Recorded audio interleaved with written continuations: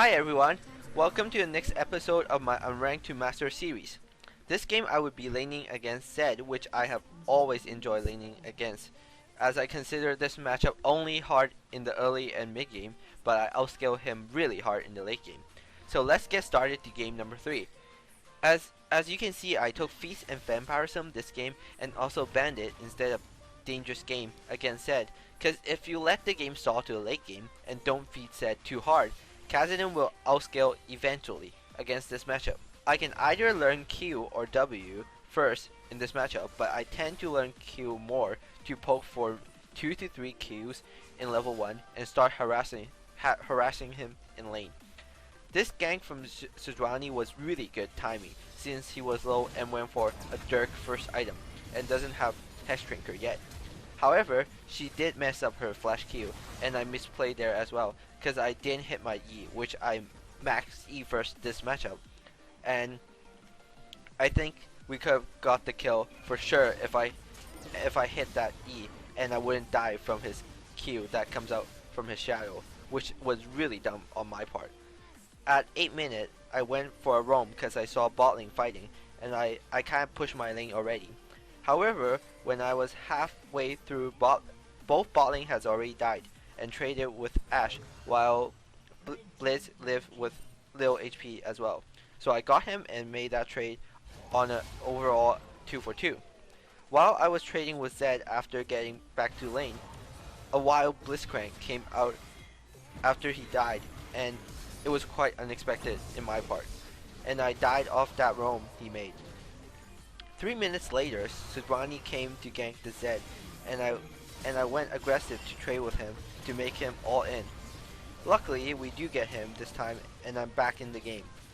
A minute later, this Akali roams mid and continuously chasing me, which I have my teammates at my back. However, this fight is a 4 versus 5 currently, and we still are weaker than our opponents. Sona did land a 3-man ulti though, and we were able to trade overall for a 4 versus 4. I think I might be able to go back in earlier, but my first thought was to just leave the fight.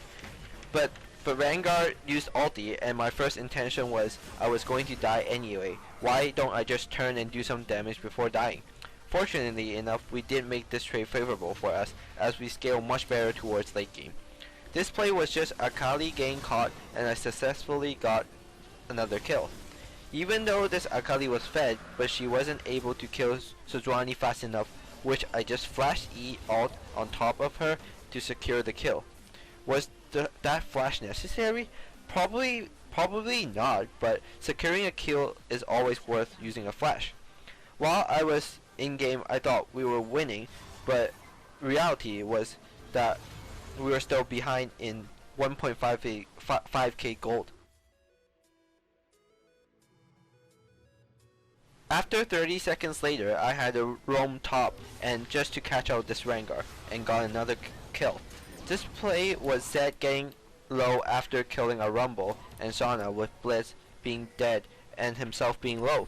Sejuani and me killed Zed pretty easily, and as soon as Akali wanted to leave as well, it was too late since me and Trish will get him easily. Right after Zed and Akali was dead, I saw Ashe walking to defend mid tier 1 turret really greedily as she didn't walk from the path behind wolves, but this path straight through mid lane. Even though she was pretty fed from lane, but she doesn't have Maul or Hex Drinker yet, which means I can pick her off really easily. After getting mid lane tower, I rotated top and tried to get the top tower. Sona roamed top as well to help, and when I saw her head has an exclamation mark, we all knew what's gonna happen to a squishy support life. Even though Sona died really early and she didn't even have her ult, me, Rumble, and Sejuani was already in position and we got top tower as well as 2 kills. I wanted to go back and stop them to take our 2-tier bot lane tower. Unfortunately, they do get it, but they also did sacrifice their life from doing it, and I guess the outcome wasn't too bad for us. This part is pretty funny as I baited the Ashe to try punishing me using Riftwalk for wave clear.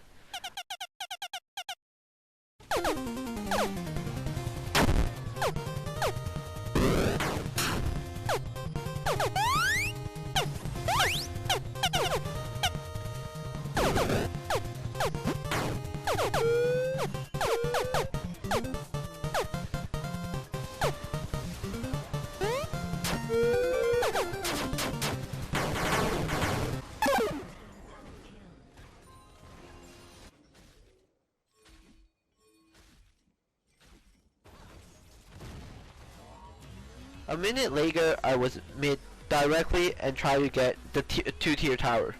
Akali was walking to defending it, and I ran some damage on her, and our Trish was standing there waiting her W to disappear, but she just got bursted out quickly, and I went in afterward to make that trade a 1-for-1. I was pretty low after Blitz made me stay under turret for a few seconds, but I still wanted to get mid tower as I saw Rumble coming to help me.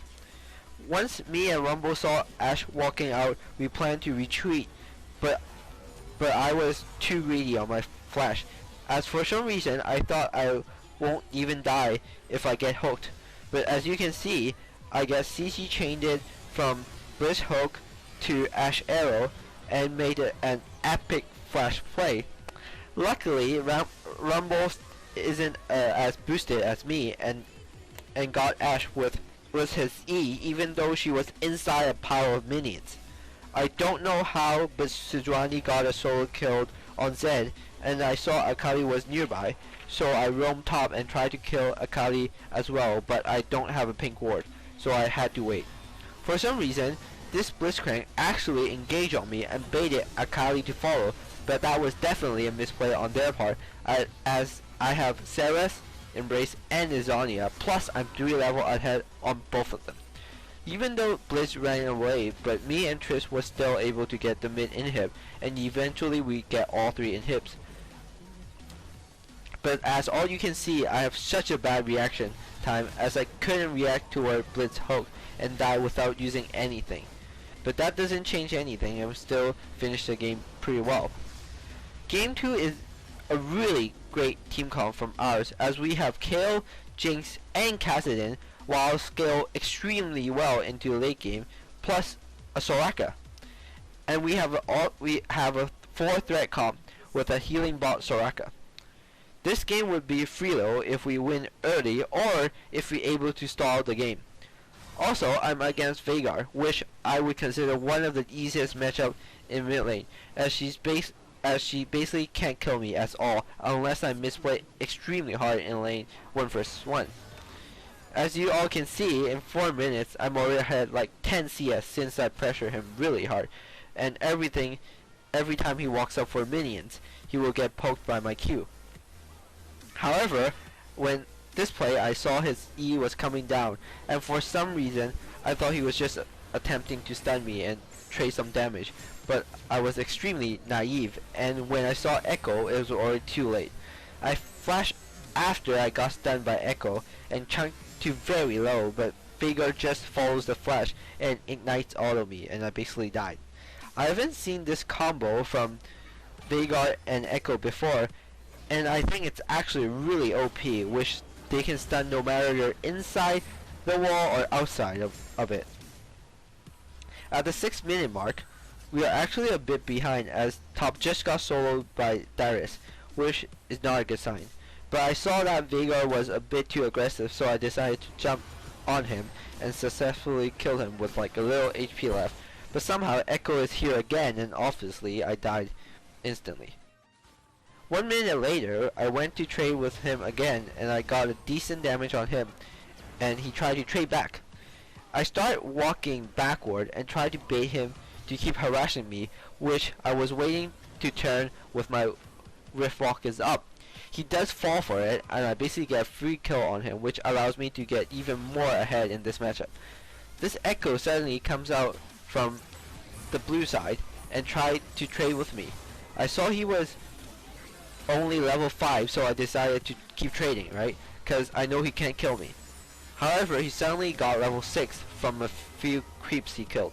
Luckily enough, I was not in his ult range, or else I would have just died and would be really tilted by his outplay. But now, instead I get a free blue.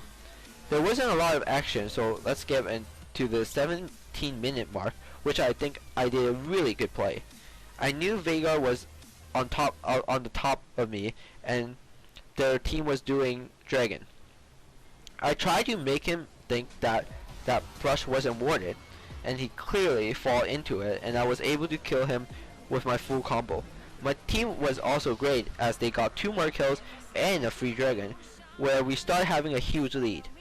At about 2 minutes later, I saw a teamfight going over and I decided to TP to join the teamfight.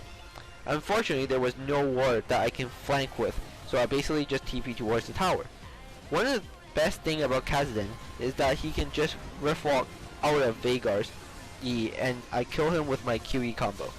After Veigar is dead, my whole team went ham and chased them, and since we have Soraka, I can definitely keep chasing as well. However, I did get hit by Morgana binding it, unfortunately, and I eventually get killed, even though Soraka keep trying to save me. Luckily, my team cleans up the fight and we got top turret as well, despite Jinx dying to Echo when Echo finally came to the team fight. When I was pushing bot, my team kinda got caught and both top and AD died. After I got the turret, I know they would start coming for me, so I just running. It was pretty funny here, where that both me and Morgana has no vision against each other, but she walked up to me, and I had a little bit faster reaction time, which I was able to kill her instantly with a full set combo. After that, I kind of overstayed for a bit and tried to look for if anyone is getting caught or out of position, but they seem to have enough reinforcement as Echo jumped over the wall and started fighting with me.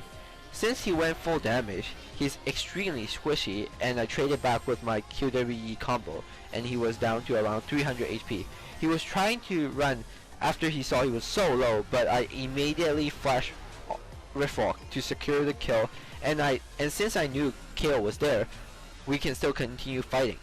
Even though Grave coming was pretty unexpected on my side, but KO had such a great ulti, and I was able to kill 3 of them before dying to Darius, and my team cleans up the fight even though KO died as well a few seconds later. We started taking Baron area vision and wanted someone to face check because we are so fast and mobile. Darius came alone, and since our team comp is so good at catching, his flash would never be able to save him even though he had it. Grave came and tried to save him as well, but Grave isn't able to fight all of us, and normally he would have lived here. But since I have Soraka on my team, I know I can go really aggressive and not get punished. After getting Grave, I got greedy and wanted to get Veigar as well, right? Because he's weak, and I know I'm strong, but I don't have anything left, and I knew I messed up really hard there. But my team was so supportive. Like, I haven't seen the team that supportive, like, to support my stupid play. Soraka used ult instantly when I was so low, and KO even flashed ulti, plus his W to heal me, and save me from Veigar's Ignite. I walked near the wall since I know Soraka would heal me while I was waiting my Riftwalk to leave, right? I was just wanting to leave. I didn't even want to turn yet. But Echo went really hard, aggressive on me, but he can kill me, man. I got Soraka, so it's not this time. After Echo died, Morgana and Veigar still wanted to get me, right? Because I'm really low. But Soraka is just too OP, and we traded the team fight over a long extended team fight for 0 for 5. Because basically, when Soraka is on the team, if they don't burst someone, they can basically never die. After that, this game was basically over, and we get Baron afterwards. Somehow, our KO got picked off, but I still made my TP and plan to go for a 1 vs 4 because I'm really fed and I have everything. Even though I got stunned by Veigar, but they were just 2 behind, and I got a triple kill, killing Veigar and Morgana right after. After a while, we had our last team fight, and since we were so ahead, we basically just fight them in their base, and there goes the plus 50. After a 0-1 start in placement, I'm finally 3-1 in placement, and I played pretty well this episode, getting 2 S+ in a row. Thank you everyone for watching, and please like or subscribe if you enjoyed this video, and thank you everyone that gave me comment to help me work better on this series. I'm also trying to make a consistent of 2 to 3 videos per week. Let me know what you guys think, and have a great day. So my chest is on fire, and my head just won't die. I guess I'm lying 'cause I want I guess I'm lying 'cause I don't, 'cause I just feel so tired, like it's moving slowly, die. So you ain't you